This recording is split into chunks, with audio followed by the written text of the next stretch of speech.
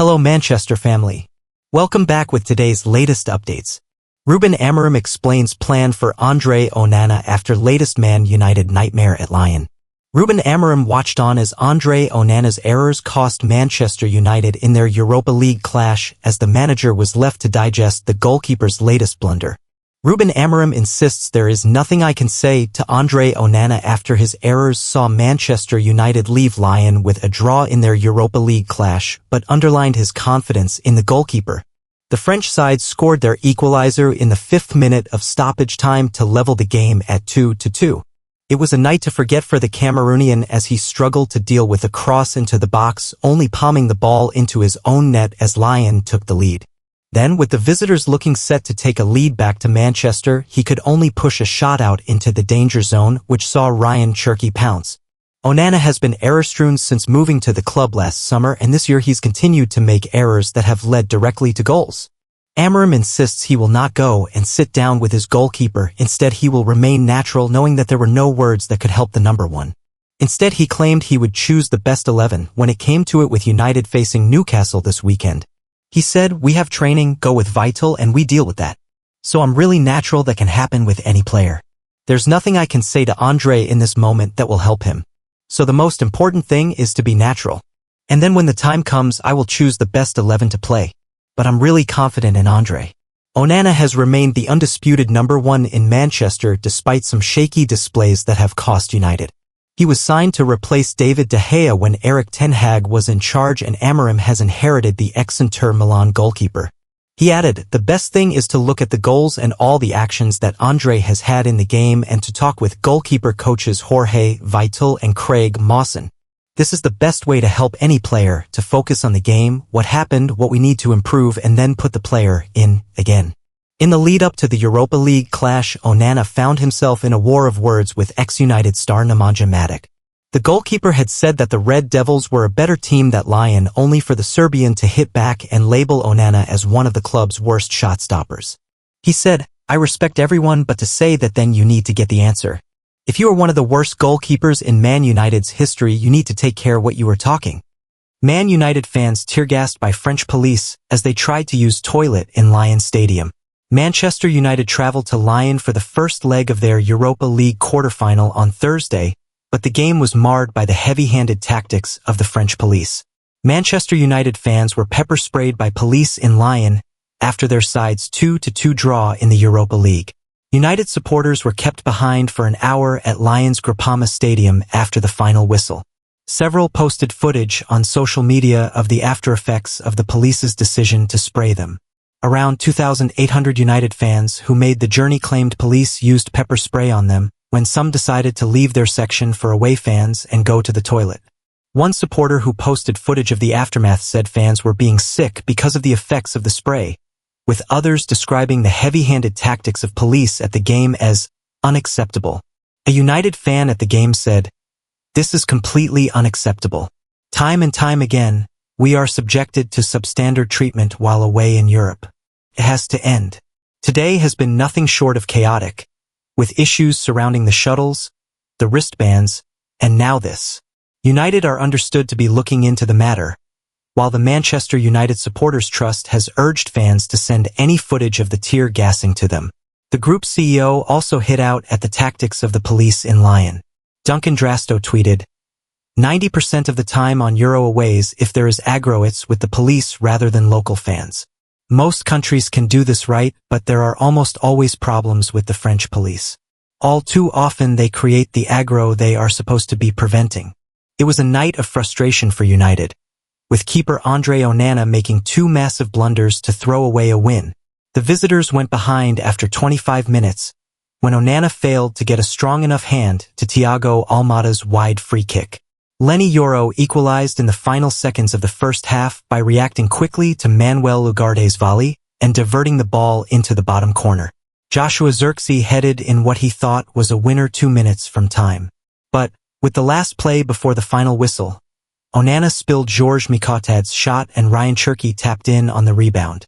Amorim refused to pile onto Onana after the game, with the second leg to come at Old Trafford next week. "Of course we are really disappointed. We should have taken the 1-goal advantage to the next game. But we have the next game in our home and we try to win that game, Amorim said. It's important to focus on the next game. The next game is the league.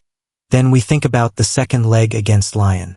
When one player has a mistake, every player has a mistake, so we continue like that. It's going to be a tough game. We know Lyon want to make connections near their box and then use the space. We have to study the game and then try to be better in the second. Forget Onana. This shocking stat shows another Man United flop should be first to be sold this summer. Andre Onana may be the one making the headlines this morning, but there's arguably another Manchester United flop who's lucky to be escaping some well-deserved scrutiny. That player is Rasmus Højlund, with the young Danish striker proving a major flop during his time at Old Trafford so far, with no sign that he can turn things around for himself. Onana may have made two bad errors that led to goals for Lyon last night, but Højlund extended an awful run at the opposite end of the pitch. The 22-year-old looked like an exciting prospect at former club Atlanta, but he's been a big disappointment for Man United and has just one goal in his last 27 games.